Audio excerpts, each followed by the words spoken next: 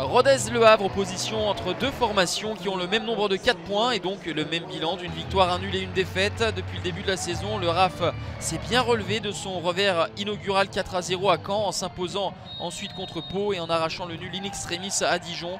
La dynamique est plutôt bonne pour les hommes de Laurent Perlade qui vont essayer de bousculer les Havrais. Première opportunité sur corner avec la vigilance de Yaya Fofana. Les hommes de Paul Le Guen sont bousculés en ce début de match.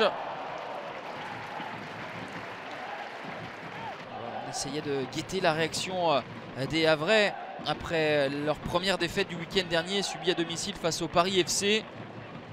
Mais ce que l'on peut constater, c'est que le Havre n'a pas montré grand-chose et a surtout subi les assauts sporadique ruthénois. Notez la suspension d'Umut Meras, le Turc côté Havrais. Enfin une réaction avec cette tête qui finalement va passer relativement loin du but de Lionel Mpassi.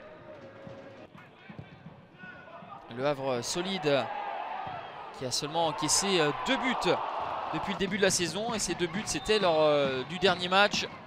C'est offensivement où ça pêche un petit peu.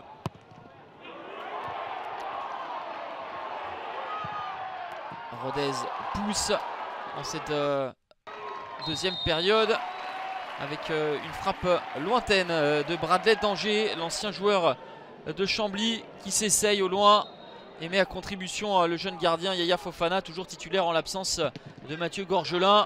Très grosse opportunité en fin de match pour les Havrais qui auraient pu créer une sorte de hold-up. Mais le plat du pied est trop ouvert pour Joshua Casimir. Obiang tout heureux de voir ce ballon passer à côté du cadre. Tout heureux également Yaya Fofana parce que Hugo Bonnet également entré en cours de jeu se sera montré virevoltant et aura essayé de forcer la décision. Et pour l'instant rien n'y fait, ni Havrais ni Ruthénois ne parviennent à marquer. On va en rester là. Un match pauvre en grosses occasions qui se solde par un 0-0. Rodez et Le Havre occupent tous deux le milieu de tableau avec 5 points au compteur.